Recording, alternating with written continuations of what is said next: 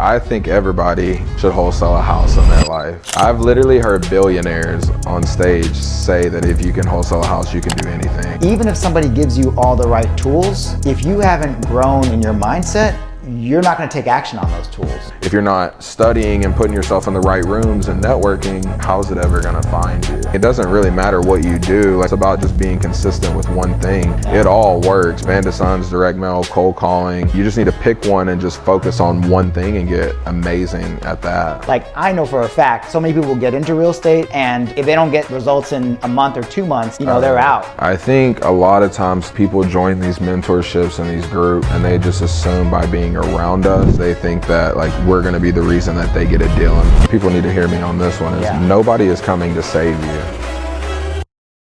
Welcome to the Rehab with Ehab podcast, guys. I'm your host, Ehab Shoukry, where our goal is to help you achieve financial freedom through real estate so that you can live life on your terms and live the life that you want in your dreams. Welcome to the show, Derrick Acuff. Man, you are just like a cool dude, man. I mean, it's just like, we're gonna talk real estate, we're gonna talk wholesaling, but before we jump into that, like, you definitely have a vibe and a style that is your own. You know, I noticed on your Instagrams, I've seen you like with different, sometimes red hair, sometimes blonde hair. Like, tell me a little bit about just like your look and your vibe and like what that represents as far as like who you are. Yeah, I like to be different. We were talking a little bit before. I'm from East Tennessee. I'm from a small town. A lot of people are set in older ways. So being a mixed person in Tennessee, I've always been different, and I just kind of leaned into that. And then growing up, I mean, you see people like Dennis Rodman and all these people that were like dyeing their hair and painting their nails, and I know that's like different, but well, now it's actually more in style, but back then it was very different. So I was always been a different kid, and then I'm always just about being myself. I love meeting authentic people. I think that's why we vibe very well, because you're authentically yourself, and we all do different things, but I love people that know who they are and they lean into that. And for me, I always try to be myself, whether that's through real estate, through high school, through life, being a dad. Like, I truly believe in being myself and being a little bit different. Like, that's the joy of the world. I think that's the good and the bad these days, is everybody has an opinion because they feel like we should be the same, and I think we're all meant to be different. That's what makes the world beautiful. Yeah, man, for sure. I mean, I think people love that uniqueness about you, and that honesty, because like I was checking out your Instagram, man, 143,000 followers, and like you got a following, and when I watch your videos and I watch your YouTube flipping a house on Instagram, I'm like, this guy just tells it real, and I think people need to understand that, because, if you glamorize real estate, then when people actually come into the game and try to do it and they don't experience that, that's not the real world, then they're going to get discouraged, but you tell it how it is. And I think that better prepares people to get in and really understand what to expect. Yeah, no, I agree. I think I try to set proper expectations. For me, my life, like I said, I didn't have a terrible upbringing, but I grew up in a rougher life, right, against adversity, whatever it may be. I'm very thankful for it, though. But I think it really prepared me for A, being adult, and then B, the hardships that would come with real estate that I've had to learn. And for me, I wouldn't know what to do if things were easy, right? But a lot of times in this microwave society that we live in, people think that it's just going to happen overnight. And I know we've talked about it before, but I mean, I'm going on 7.5 years in real estate. I always say 2 years is a lifetime, because most people don't make it past 2 years. Yeah. But 7.5 years, I've seen some things, but I still feel like I'm just now like really getting going, and I've grown a lot, which we can talk about, but it's not, I always say it's not unicorns, cupcakes, and rainbows, right? And this, I know this, but if you're willing to try the different things and, get uncomfortable, we're all meant to grow. I think we just think it's going to be this like straight, success peak, and it's a lot of ups, a lot of downs, a lot of sideways. I mean, think about how the market's changed just in the last 3 years alone, right? And it's going to continue to change over the next year. There's going to be a lot of people get out of real estate. So I just try to set proper expectations with people so they understand, like, it's going to be hard, but it will be worth it, right? We're doing a podcast in the middle of the day. Yeah. That's what's valuable to me, is my time. Yeah, absolutely, man. And I mean, that adversity you talk about, like that's your superpower, that, you take that and turn it into something that makes you better. And I mean, it's so true. I think that's so important, that, the people that can become the victor rather than the victim are the ones that are going to thrive and succeed, because, there's going to be challenges in any aspect of life, including real estate, including business, including home life, and being able just to persevere and have that mentality of, I'm going to use that to drive me, and to thrive in that environment. I mean, that's a superpower right there, man. But speaking of kind of your start, tell me a little bit about that, because I think you were just working a regular job and hopped into a rich dad, poor dad seminar, and that was the birth of this real estate mogul that we're looking at right here. Yeah, well, I wouldn't say mogul yet, but it definitely changed my life. I mean, I moved here when I was 19, and I had this dream of, being an engineer, a petroleum engineer, and I honestly didn't care about being an engineer. I was good at math and science, and I knew I could make six figures almost starting out if I got a degree. And my goal was to do that, move here, be an engineer, probably 5-10 years, and start investing in real estate. I always had this passion to get into real estate. I don't know if that's just from playing Monopoly as a kid, or, growing up with a single mother. I just wanted extra money, really. And so I was, literally in Houston. If you're in Houston, in City Center, I worked at Yard House. But I was waiting tables, and my buddy, who had done other, I'll say, entrepreneurial ventures, whether that's MLM or trying to sell things, we were just always looking for ways to make money. And he was like, hey, I got this ticket, would you want to go? I think it was free, and then they upsell you to the weekend. It was $500 at the time. I didn't even have the $500 to do the weekend, but he paid it, and then I ended up paying him back. But through that weekend, I just really learned about all these different ways to invest. But of course, it was a sales funnel. They were selling I think it was $50,000 mentorship, which is I tried to do it. I got turned down because I was so young. I had good credit, but they wouldn't finance it. But that was the biggest blessing. But it opened my mind to what real estate could do. And then I came home and started studying and found out Bigger Pockets, and that really opened the door with the podcast and stuff, because there wasn't really people putting out content like this back then. I think Max Maxwell was probably the first person that it. Yeah.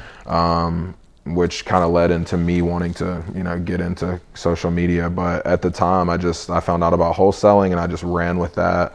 And it took me about a year to get a deal from that, after that event, about a year and a half, to be honest. Wow. And it was a lot of learning, man, a lot of learning. And I probably should have took action a lot sooner.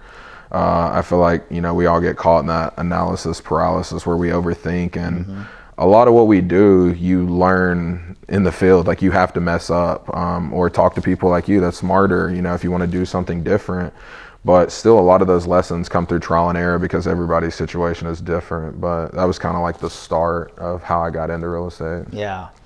Yeah. And, it's funny because you said you went back to Yard House, and, you saw a lot of the same people still working there. And, the reality is that, all of those people have bigger dreams than what they're doing, but if you don't take different action, you're just going to keep getting the same results. And I think so many of us are just blinded, or, maybe purposefully oblivious to the fact that we're just going to keep doing the same thing and thinking something better is going to come out of it, but you have to be a lot more purposeful, in life, and you have to create your destiny, because it's not just going to happen for you, and you just hearing you say that took you a year and a half to get that first wholesale deal.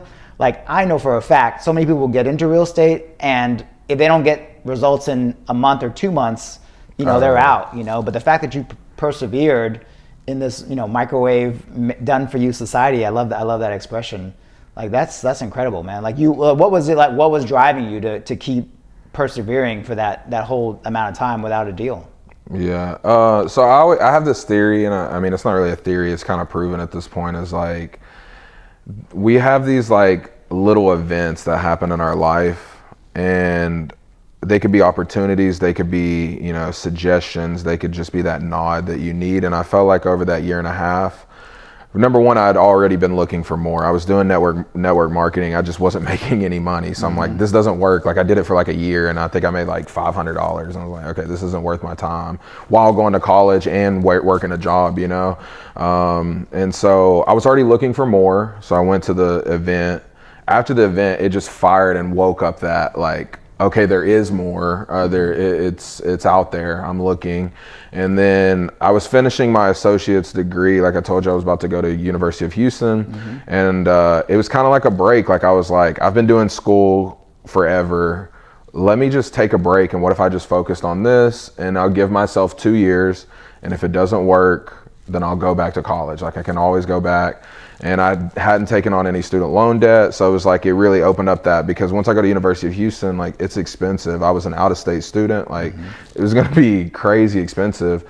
So I was like, I have nothing to lose and I'm going to be spending this money. Let me just kind of bet on myself. And, moving across country at 19 with like $1,000, like I always tell people, like, get out of your hometown and just go live somewhere else when you're young, because that one action, right? Like that was one of those events that just changed my life and my thinking on betting on myself, because I had already made it, 2 years being in Houston. Why not? Let's try something else. So I had that. I had my girlfriend, now wife, pushing me as well. She believed in me. And then I met somebody along the way that was a little bit farther ahead of me. They were doing wholesaling, and my wife met them through their job. So it was just like all these little things kind of started compiling to like, if you just stay on this journey, like you can get there. And then I was like kind of taking it serious. And then I was like, hey, what if I just set a plan, right? For the next 6 months, every day that I'm not at my job, I'm going to work on real estate, like any time that I have. And that's what I started to do. And then I would get appointments. And then I went on one appointment. I was like, okay, now what if I really doubled it up and held myself accountable? And then I started doing that, and I started going on more and more appointments. And then finally we got, somebody interested in selling, but it wasn't like this big thing. And I think that's what people are looking for. They're like, oh, well, it's going to be this event, or I meet this person. And like, yeah, I did meet this person, but it's because I was already putting in work. And when you start to chase something, like what you're looking for is looking for you. You just have to put that energy out there. People think it's just going to find them. And it's like, we're in this huge universe. Like you have to put that energy out there. It's like a magnet. But if you're not studying and putting yourself in the right rooms and networking, how's it ever going to find you? Yeah. And it's all these little events that just kind of like compiled to keep me motivated. And once I got that first deal, then I thought I was like, oh, I'm going to get rich. And then, that opens the whole other chapter of, okay, how do we do this consistently, like get closings and build a business? But it's all a process. Yeah, for sure, man. I mean, it's just like, I think that's the hard part is, sometimes it's just taking the little action that you don't think is contributing to your success, or you getting closer, the networking event that you don't feel like going to, or that house you're going to go look at, or that phone call to that realtor, but all of those little steps are what ultimately help you grow into the person you need to become, or will give you that right opportunity to meet that right person, but you've got to go to all those networking events that you may feel like didn't result in anything, and then just like that, you meet that right person one time, and it changes your whole life, man. So that's so cool. So you told me, you mentioned that you had gotten into wholesaling because, that's kind of a good vehicle for people who don't have a lot of cash to invest in real estate to get started. Like, tell me about how that went for you, and like, is that something you recommend for people to do to get started in real estate? Yeah. So I think everybody should wholesale a house in their life. Yeah. I've literally heard billionaires on stage say that if you can wholesale a house, you can do anything. And I say that because it's one of the easiest and hardest things to do. The process is simple, but it's one of the hardest things because you're finding people that are in distressed situations, and then you need to basically solve all of their problems. And if you do that and get the house at a right price, you can make a large amount of money. Yeah. Or a little bit of money, right? Because we don't know how the deal is going to go. That's the joy of real estate, right?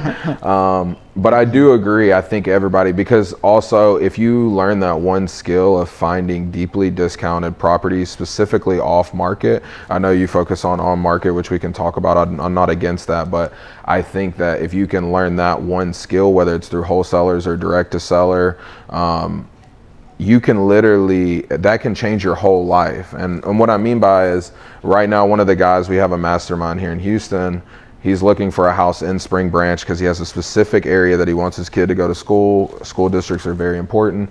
Like, just thinking about setting up life, and we were talking, and I was like, isn't it beautiful to think that over the next year you'll find a house, whether you knock down something and build new or whatever, but on top of that, you're gonna have crazy equity. Like, even if you learn that one skill and only used it once, right? Like, I know you teach just getting one deal, like that one skill could change your life. Yeah. So I think everybody should do it. I struggled. I did that for, 2 years where I was just trying to, like, I would make money, quit money, right? Because you have to learn consistency, marketing, and because it's really like 3 businesses in once. You have marketing, acquisitions, and sales. Mm-hmm. So you have to learn all of these things, but it's very hard. But if you can do it, do it. I think everybody should start there. And then it just naturally through time led into other things. So I was getting these cheap deals, and then I had a lunch with somebody and another little thing happened where he was like, why don't you keep some of these deals? And it's just, I had never thought about that. I was like, because then it's like your mind starts making up all these reasons why you can't. Oh, I don't have the money. I don't even own a house for me to live in. Like, you have all of these thoughts. And he was like, well, you can just get the money. You can do the BRRRR strategy, right? I start studying these things. And so I bought a rental, and like, that's one of my very first house is one of my best deals that I ever bought. And like, now I almost have like 200 grand in equity in that one house. Wow. I got paid $30,000 to buy that house because we got it so cheap, because of that one skill, and it cash flows me like $500 a month right now. But my point is, it just led into that, and then I met my business partner, and then we kept wholesaling and buying rentals, and then we started flipping, and it's just, once again, all these like little events that just kind of like compiled up into this thing that I do now, where this is my life, where I make content and do social media and, flip a bunch of houses, and we had a bunch of Airbnbs, and like, it's just led into all these other things. We're doing new construction that we're about to start in a couple months. So yeah, it's just kind of all compiled, but it all started with wholesaling. That's why I called you a real estate mogul, man. You got all these things going on. It's funny you mentioned that, because my first real estate deal was in 2003. I think I was 27 at the time, and I flipped a house, and I from there flipped a few houses, every year, and I thought that was helping me build wealth. But nobody told me that real wealth comes when you buy and own property, So I hired a wholesaling mentor. So, even though I might look like, I don't get my hands dirty, I was wholesaling off MLS for a while when I got started with wholesaling, sending out 30 emails a day to any realtor that had a house under 100,000 at the time, because that was kind of like the fixer-upper range, So we'd send out 30 emails a day, 4 days a week. So it was 120 emails a week. And then on Fridays, we'd follow up with all the people that didn't call. And believe it or not, just without spending any money on marketing, just pure sweat equity, I would get like 1 or 2 wholesale deals off MLS doing that. So, I've had my share of wholesaling. And then when I graduated to like direct mail marketing, I remember I sent out my first postcard campaign for $450, and it got me a wholesale deal I made $32,000 on. So I was like, this wholesaling thing is easy, crazy, man. This is at $450 to make $32,000. I'm like, I'm gonna do this all day long, every day of the week. Right? But I realized it just wasn't that easy after that. And I sent out several other postcards without deals. But no, it's for sure such an important skill to learn how to find and analyze deals. And I totally agree, man. It's a great way to get in it. So so you got that advice, which was the same advice I got, which was, hey, consider keeping some property so you can start building wealth and getting that passive income. So now, like, what's your portfolio look like? Are you doing short-term rentals, long-term rentals? Like, what are you doing now with those? Yeah, so I mean, I have several. So I have a business partner, Benjamin Benbaz Houses on Instagram. So our whole strategy is like with the flipping, and we were doing Airbnbs and now new builds, like everything's 50-50. And then individually we are building our own like single family rental portfolio. So from the deals that we get, whether they're through wholesalers or direct, we'll try to keep them. It's been a little bit harder over the last year, right, with interest rates. So now I think we're going to just try to build, just get the land cheap enough where we can, just adapt to the market where we're at. So I have several single family rentals. We were up to 5 Airbnbs, 2 duplexes, and then a beach house. We are turning those into regular rentals, and then I think I'm just going to sell the beach house, just given the equity that we have. Just with that was right when rates started to go up, and then we know how insurance is out of their mind this year. So it's not made it worth it per se. So we're just going to get that equity. The other ones we're going to keep as rentals because they're in good areas, not far from here. We know what's happening with East River. So those are long-term plays. That's why we buy really good deals, right? So that we can adapt. So, we'll have 4 of those, and then we're about to do several new build projects. So yeah, I'm just kind of moving. Like I try to be, fluid like water, like just wherever the market is. And then, also thinking long term, my goal ultimately would be doing new builds, growing the social media. I truly enjoy doing stuff like this. And then I'll still do flips because I get so many deals sent to me, but ownership is key. And the way that I look at it long term is I want to get into lending so that I can have active income constantly coming in, and then buying more rentals and doing bigger projects too. I feel like over the next couple of years, there's going to be a lot of people that, sadly are going to lose their butt when it comes to multifamily, but we'll be able to scoop up some really good multifamily or commercial deals as well. Nice. So I'm just trying to think bigger. Like I like flipping and stuff, but I'm always like, I'm so excited about my life and where it's headed, and I want to see how far I can take it and what I can become. And it's baby steps, but I'm always thinking like long term. That's always, because obviously I have a family and everything too. So how can I spend more time with them and me be more involved? Like I try to annoy my kids, like I'm so present, that's awesome. Every event, school lunch, baseball game, like, that's where I try to be. Man, I love that. And, it's so interesting because, you're talking about so many different ways to invest in real estate, which I think to somebody who hasn't done a deal or, is new sounds overwhelming. But, the reality is, because I'm building new houses, I've got Airbnbs, I've got long-term rentals, I do flips, is there's a core set of skills there, right? Of being able to find deals, analyze them, understand what it would be worth fixed up, understanding what your construction costs are, understanding what it could rent for. So there's just really a few key metrics that when you get good at learning how to evaluate, you can apply them to a lot of different ways of investing, right? From wholesaling to flipping to new construction to, commercial, multifamily.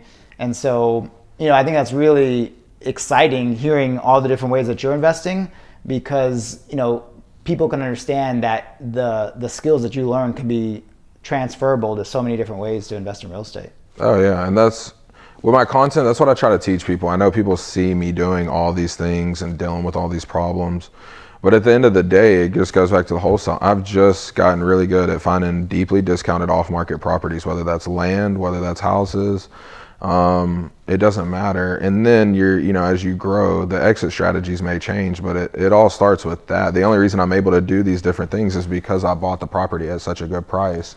And especially with land, it's like they're not making any more of it. So it's like, if I just use my skill set on that, that's gone. I mean, we live in Houston. I mean, even I live in Katy, and the growth is incredible. And, I have a lot of friends that my kids go to school with. They do commercial new development and these things. So, I can bring a cheap deal and be like, I don't know what I'm doing, but let's partner, or let me learn, or you take the majority of it, give me a piece that I can do on my own while, beside you. So it's just about constantly growing. And even going back to the people at my job, one of the guys that I saw, he's now a manager and he's moving up, and, it was good to talk to him. But, a lot of people, their situations stayed the same. But like I was telling him, I think it's great if you have a job that has opportunity and growth.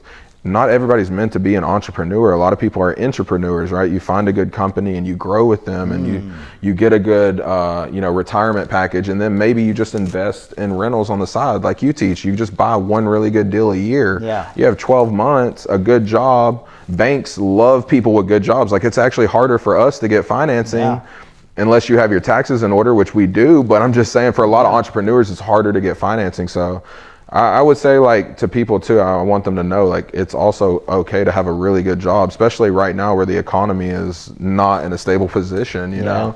So, figure out what you are and then lean into that. But I think growth, we need to be growing as humans regardless of what you're doing. Yeah, it's so important. You're right, man. So, I mean, drop a few gems real quick. Like, I know you're a successful wholesaler. You get those deeply discounted deals. Let us know, give us a couple like tips on how you're able to get such great deals. Like, what's your strategy now as far as like the lists you're targeting, how you're targeting them? Are you calling them? Are you postcarding them? Like share a little bit of that. Yeah, so for me, it's a lot easier these days because I get most of my deals through social media. We do SEO as well, search engine optimization. I think you need to be online regardless, whether that's through your business website or through social media. The easiest thing I tell people to do is just share every day that you're looking for houses. I know that people are like, well, they're gonna get tired. Who cares? Somebody's gonna message you about a house. So I say be online, whatever that looks like to you. Get comfortable speaking in front of a camera and doing stuff like this, because that's the world that we live in. This is why you see Wendy's and IBM and these big companies on social media and Twitter, because they've had to adapt. So why aren't you on social media using it to make money? So be online. I know a lot is changing with like cold calling and texting, but I know people still getting deals. Bandit signs still surprisingly work. Nice, and then postcards. It's funny how, because that's what I started with, was postcards as well. Direct mail works really good. I would say just target an area, whether that's a zip code or a county, but just target and stay on that, and then be consistent and build a follow-up system around it. Because I think that's the most important thing. It doesn't really matter what you do. Like you talked about before, it's about just being consistent with one thing. It all works. Bandit signs, direct mail, cold calling. You just need to pick one and just focus on one thing and get amazing at that. Yeah, that's true. I mean, it's at the end of the day, you're trying to find that motivated seller, and that first time you send them the postcard, they may not be motivated, but there's always two things that I find can create motivation in people: time and circumstance. And so that next time you send the postcard, they still may not be motivated, but that third time you send the postcard, maybe some time has gone by to where now they got hit with that property tax bill and they're like, man, I don't want to pay this property tax bill again. I'm ready to sell, or maybe their circumstance changed, like, now, my job is transferring me and now I got to get rid of this house, So that time and circumstance is two really important factors that can create motivation, and you've got to keep sending that message consistency, like you said, so that you're getting your message in front of them at the right time. So that's so critical, man. I know you're mentoring people, you're teaching them how to get in the game. What are you finding is kind of the biggest hurdle that people have trying to invest in real estate, and how are you helping them overcome that?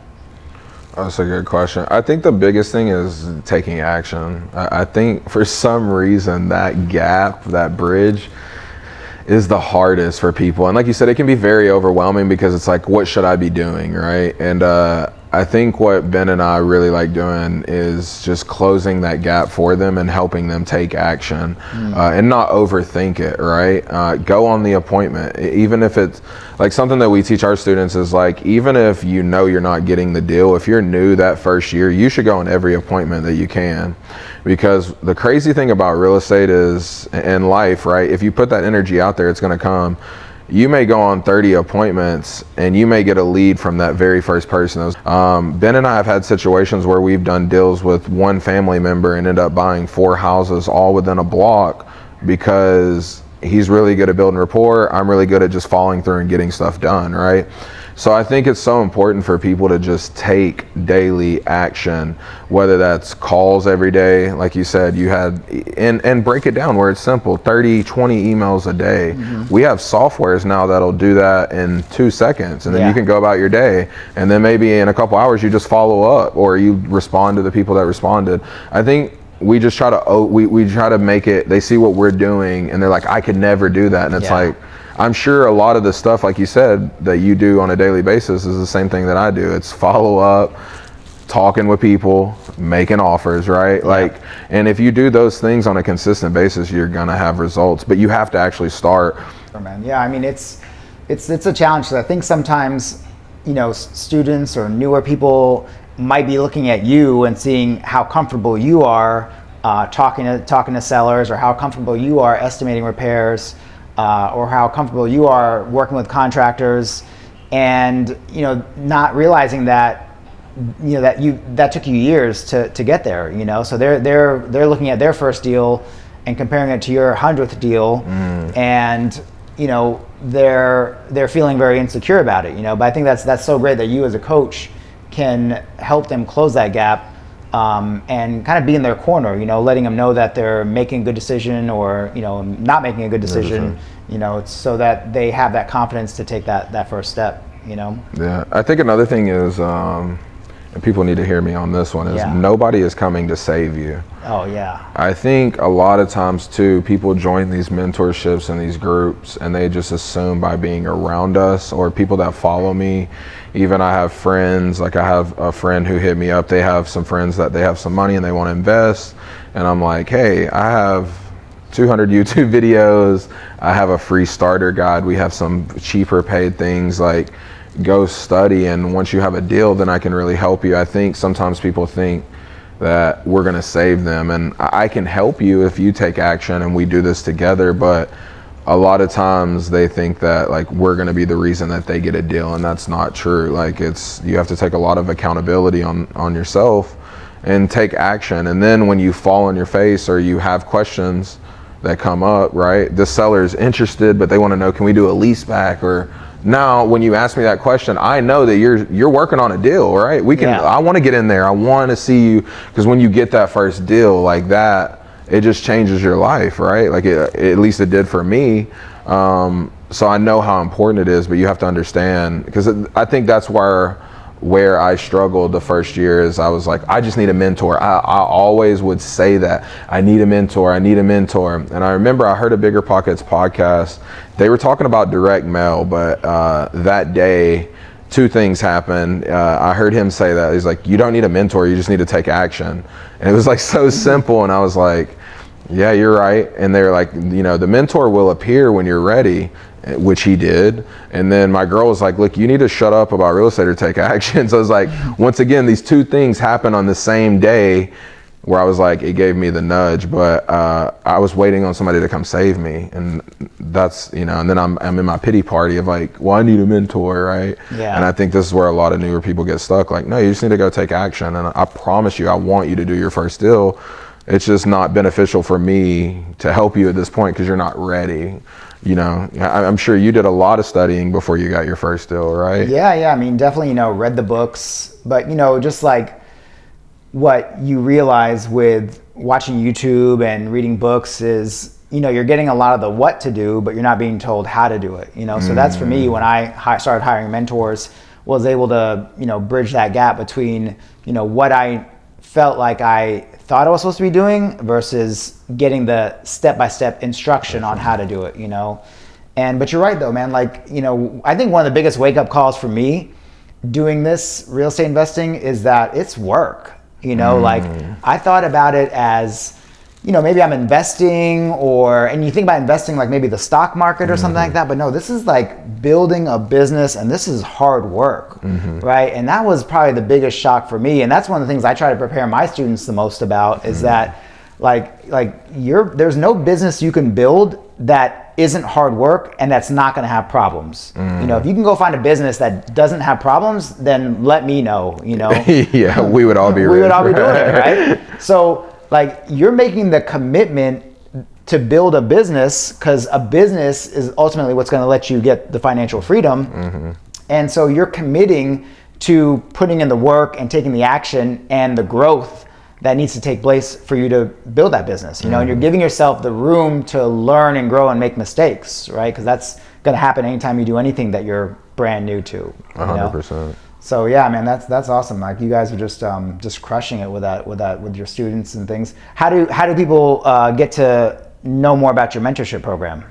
Yeah, I think everything's on Instagram. We have a link, and maybe the mentorship isn't right for you. It's something that I just kept getting so many requests, because I answer all my DMs, and that's why same thing, it started out small. It was like people had all these beginner questions, so it was like we did a free starter guide, and then like, hey, we want to know more about wholesaling, so then we did a wholesaling guide, right? And then now it's like we have a mentorship where we meet every Monday, and you know, we go over different topics. This week we did hiring virtual assistants, and you know what that looks like, whether you go with a company or individual. So you know, if you're really serious and you want to take action, you know, definitely just check out the links, reach out to me. And, you know, we're still working on building that business, because, you know, coaching, it's a whole new business, right? And I take pride in it because I want people to succeed. I'm not trying to just take people's money, you know, like you know, not to talk crap about Rich Dad, but I mean, $50,000 and what they offered is ridiculous, you know? Yeah. And a lot of people signed up, and I bet a lot of them never took action too, you know? So you know, we're really involved. We're posting in there daily. We have students that are already doing deals, some that we've done deals with already as well. So, you know, if you're really serious about taking action and, like, you know, changing your life, then yeah, definitely, you know, check us out. Like I said, Instagram is the best. Even if you're like, I'm not ready, like I said, I have over 200 plus YouTube videos of my mistakes. A lot of it's just me messing up, but telling people, hey, don't do this, right? You can learn a lot through that as well. So I think, you know, social media, that's just the best way to connect and even learn. Like, if you just follow me, I got a message yesterday from a girl that's here in Houston. She's not even my student. I've just kind of, you know, I just try to help people out, and she's doing her first flip, and she's like, I just really want to just say thank you for all the content that you've put out, because it's really helped me from, you know, making those mistakes. And those are the messages where I'm like, that's so awesome, right? Because you know, you didn't even have to pay me, but she did it on her own, right? It goes back to she wasn't waiting on me to save her. She just took all the information that I put out and put it together herself. Right? So I don't know. I think it's you know, the thing about finding a mentor too that I like to caution people about is, you know, that it's, you know, a mentor can teach you the tactical skills and tools you need to be a successful real estate investor, but there's still a personal growth that needs to take place, a mindset growth, you know. And you talked about this already a lot, you know, how you're talking about growing, you know. So because even if somebody gives you all the right tools, if you haven't grown in your mindset, you're not going to take action on those tools, right? You're not going to have the belief to do the things that your coach is telling you to do, you know? So what's your recommendation? Because I personally think, you know, it starts with mindset. And then from there, if you can get your mindset right, then the wealth and the business and all that will follow. What's your advice to people on how they can grow their mindset and just kind of grow themselves to become that real estate investor, even though they may not be doing the deals, but become that person that is ready to invest in real estate or build wealth or build a business? Yeah. I think you said it right there. Number one, you got to be conscious. You got to be ready to change your life. The second, and this one is probably the easiest thing that anybody can do today, change your environment. Like, change your environment completely. I moved, and you don't have to do like I did. I wanted a new life, right? And I saw an opportunity and I ran. I moved from a town of 10,000 people to a city of 5 million plus people. Do you know how much that one thing changed my mind, from the way that I thought, the way that I talk, the way that I look at money? Like, within a mile of here, there's probably a billionaire, right? Which, like, these are things that, like, I'm conscious about, right? Because I want that energy to rub off. But by changing your environment, and that may just be cutting off negative people in your life. Like, I'm big on this if you follow me on social media. Like, if people make you unhappy, you don't like what they're posting, or you just feel some type of way when you see their post, unfollow them, right? Like, take out all the negative in your life. Distance yourself from relatives, right? I love my mom, but there's a reason why I chose to live 16 hours away from her. And that's nothing bad about her. I just needed more for my life. And I talked to my mom. I talked to my mom this morning. We FaceTime, right? Like, I love her to death. But family can be one of the hardest things that holds a lot of people back, whether that's their beliefs, them constantly asking you for money.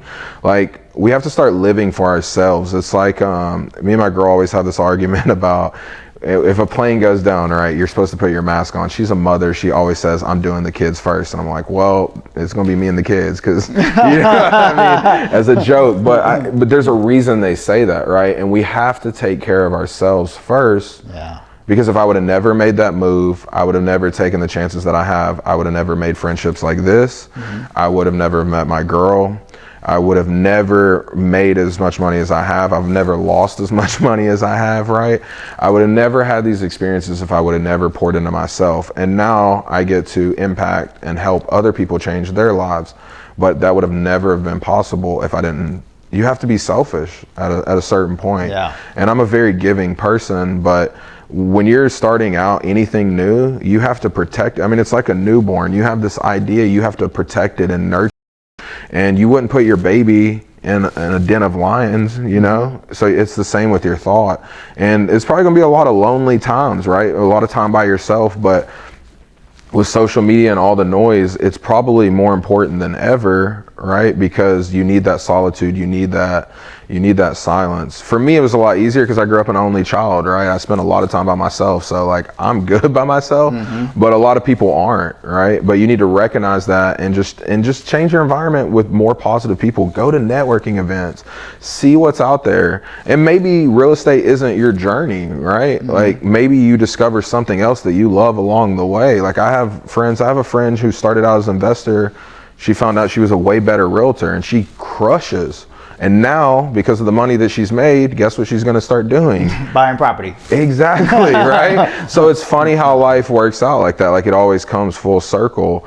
You know, so that's my whole thing. Like, just change your environment, because it's a negative, hard world. Why wouldn't you want to be in a positive place where you feel loved, you feel like you can grow, you have people speaking, you know, life into you? Yeah, man, for sure. I remember reading Napoleon Hill and Think and Grow Rich says that thoughts are things, you know, and I think a big mistake people make is that they hear thoughts in their head, and, you know, negative thoughts, and they think that's actually them talking, you know, but sometimes we just have this chatter in our head that's not us, you know, and you just have to tell that chatter, just, you know, quiet down, you know, shut up. Like, no, you're creeping these negative thoughts in my head, but I don't believe that, you know, and I'm not listening to that. And that's not you, you know, just because it's coming from your head and you think it's a part of your body, it doesn't necessarily mean it's you.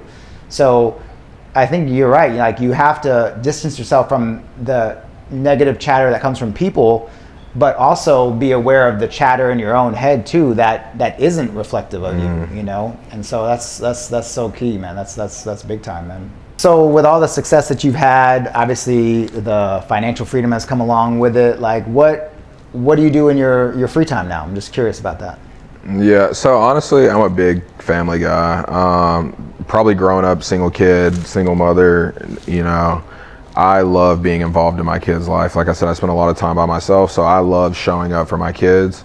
My son's in competitive sports, so he does, you know, AAU basketball, select baseball, so it's a lot of money and time, but to see him grow, right, because I can teach him the work ethic, I can show him the actual result of what happens when you put in that work. And you know, obviously being in Texas, kids sports is like, it's like a whole nother level, right? But because of that, I can provide him an opportunity to potentially go to college for free, or with social media, we're already starting to like build his brand and stuff like that. So really just spending time with my family, And then if I'm not with them, maybe get with some friends. I like to work out, stay active. And then, networking with people when I have time. But really, I'm an introvert. I'm in the house with my family, like a majority of the time, or in the driveway, just shooting basketball. I just like showing up, and just, it's something I try to teach my son is like, he doesn't understand because we're like the younger parents, right? And we're always there. I'm always home, you know what I mean? Like, I'm like, this isn't normal. I know you don't understand this, but like, we take you to school every day and drop you off. Most kids, right, it's not like that. So we do this, but I also want you to be conscious that this isn't normal, right? But if you work really hard, right, we do the things that are hard, you can set your life up to do whatever you want to, you know what I mean? If you want to go build a company, get a great job, and get a whatever it is. But regardless, it's going to be hard, right? So we have to, put in that hard work and, set that tone for how we want to live our lives. Yeah, for sure, man. I think it's, it's important to note, like, I came from uber middle class parents. My parents weren't entrepreneurs. My mom and dad actually never invested in anything in their life, not even the stock market. They were just about, whatever money you make at work, put in the bank, and that's it, right? And they collect the 1% or whatever the bank checking account gave you. And so that was the upbringing I had. I didn't have the benefit of having entrepreneurial parents like my kids and your kids are benefiting from. As a matter of fact, I remember the first time I told my mom that I'm buying a house as a real estate investment property. She was so confused. She said to me, "Why are you buying a house? You already have a house." She didn't even understand the idea of owning two houses, one being your primary and one being, an investment property. She didn't discourage me, but she was just so confused because the idea was so foreign to her, So, we didn't grow up with a silver spoon, you and I, and we had to figure it out, and we had to grow. But, we are completely changing the trajectory of our kids and all of our future generations, because, like, think about all the entrepreneurial wisdom they're going to be getting from you, and that I know I talk to my kids about all the time. I mean, they're not going to look at life or money or anything the same way anymore, right? And I don't know how important that was for you in your success to be able to pass that on to your kids. Yeah, no, very important. So, like, growing up, I spent a lot of time with my grandpa, who grew up like through the Great Depression and stuff like that. And as a kid, the summers, we were always doing like side hustles. I think that's why I've always looked for more money. And, a lot of those things in life you start to see as you become older really created the personality of the people that we are. And because he never had money, and because, my mom never really, she does okay, but same thing, right? Like, we were right at middle class or below. It always created that hunger for more. But the thing about money with me is, like, I'm not a fancy guy, right? Like, I don't really care about designer and all these things, but what I do care about is that time and that freedom. And that's like the biggest thing that I try to push home. It's more to my older son. My daughter's 3, so she just wants candy and to terrorize us, right? Yeah. But for my son, like, he's really getting to the age where he understands. Like, he asked me, if we do a hitting lesson or something, I'm like, yeah, buddy, this is $50 for 30 minutes. Oh, wow. Right?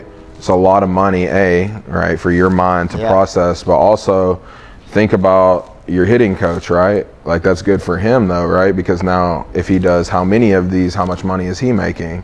Also though, his hitting coach is in real estate. He's a good friend of mine. He just happened to play in the majors. But my point being is, he gets to see money from all different sides. He sees that his hitting coach is an entrepreneur, but he can also make the side money. He sees the money that I pay him, right, that leaves my pocket, but also I'm paying him for you to put your time into something that you could progress at that could then give you money, right?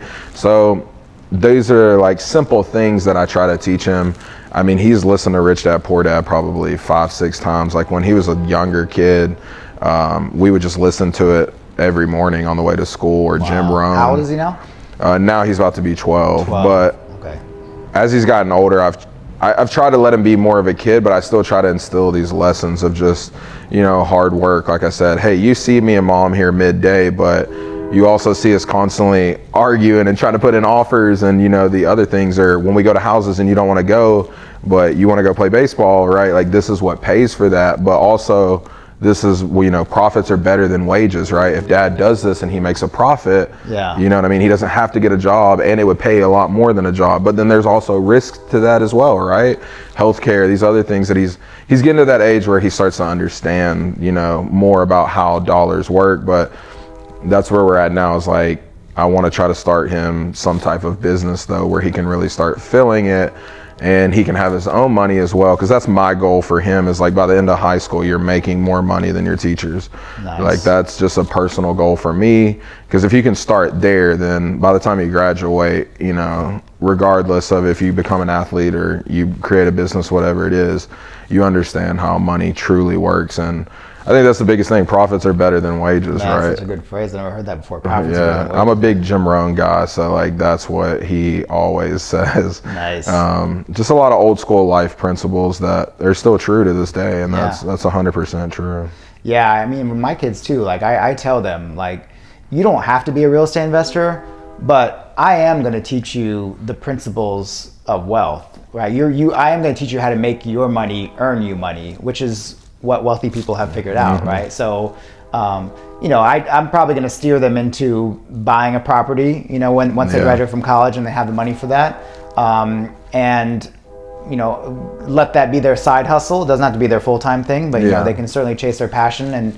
And you know, if real estate's not something that they love, or they don't enjoy the wealth that it brings, then they're gonna have to find another vehicle, right? Like whether it's gonna be something else that they can invest in, right? But it just making money from your job and not letting your money make you money is just not going to be acceptable, just to live like that. Yeah, it's not, I mean, and looking at, I mean, how it's going, like it's not getting any cheaper, right, for our kids. So I mean, they have to learn those, right? And like you said, I don't care if he is the full-time real estate investor or whatever, but everybody needs to own real estate. That's why, like I said, I love what you teach, is like, you know, just one deal a year. If you did that for 20 years, no matter your financial status, you're going to be set for life, right? Because the appreciation, and it's going to be a little bit harder, but you know what also is hard? Trying to go work a physical labor job at 60 or 70, right? And I'm seeing a lot of these companies now, like, you know, pensions and retirement, you know, matchable funds and plans with companies. These people are working 50, 60 years, and they're just like, hey, nor did they have the money for it, but also this person just worked their whole life and they don't. So now they physically have to go work, and like that scares me, right? Like when I go to Walmart and I see the greeter and I know that they have to be there, they're not going to be able to afford their med. Like, this is sad, but this is the reality. And like, these are things that I make aware to my son. Like, hey buddy, why do you think that he's here, right? Like just showing him the reality, like you can choose to live life this way or not. And it's the same even with my own mom. Like I said, like she just hasn't prepared for retirement and everything. And, you know, luckily she has me, right? But, you know, I want to be able to take care of her, but it's also a lesson when we go see my son, like just their spending habits and things that they put their money in. And, you know, like forever we drove cash cars, right? It wasn't until like last year we got new cars, and like my son, his friends would get in and they're like, oh my God, this car and and I'm like, you know what though?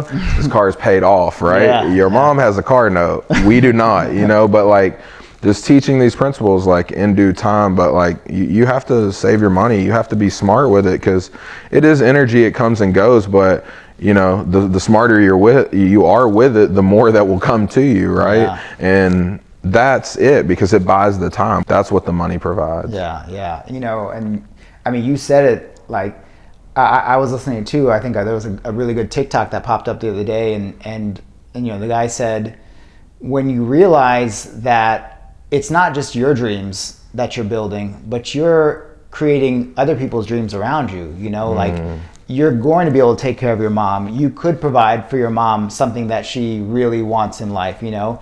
You're creating the dreams for your son, you know, maybe he can become a professional athlete, you know, and you're helping his dream come true. I think when people realize that you being successful is not just about your dreams, and all the people around you that you're impacting, including especially for you with your social media influence, like you're reaching out to hundreds of thousands of people every day on your social media. I mean, there's a big mission that you're delivering, and you know, it's really really valuable to the world. No, I appreciate it, and likewise, right? That's why we do this, right?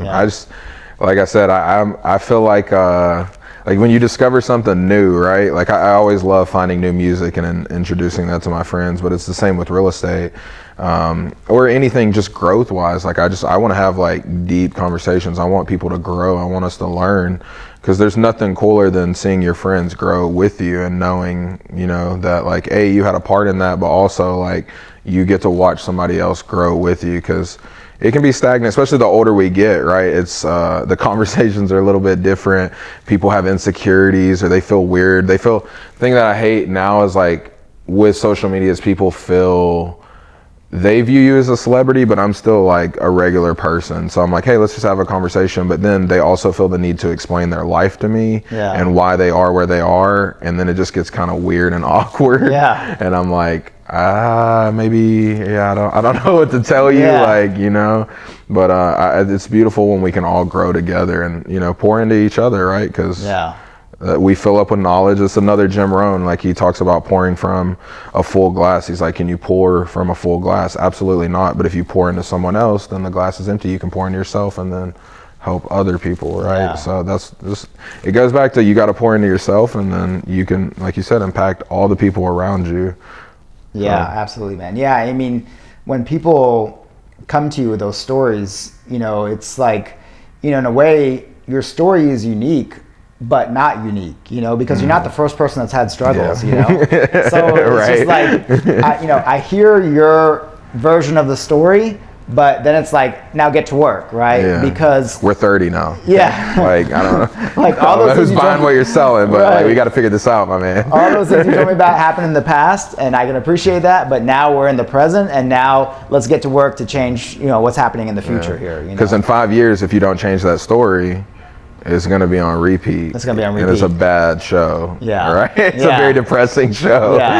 Exactly. Nobody wants that. But incredible, man. So, you know, I'm always curious, because you have so much passion and you've done so much. Like, what's your why for, like, why this business has grown so much and is going to continue to keep growing? Like, what really drives you? To me, curiosity now at this point. I'm gonna be honest. When I think about my life when I was growing up in East Tennessee and everything that I wanted or thought I wanted, I have, and I've honestly probably had for 4 or 5 years, which is a blessing to say.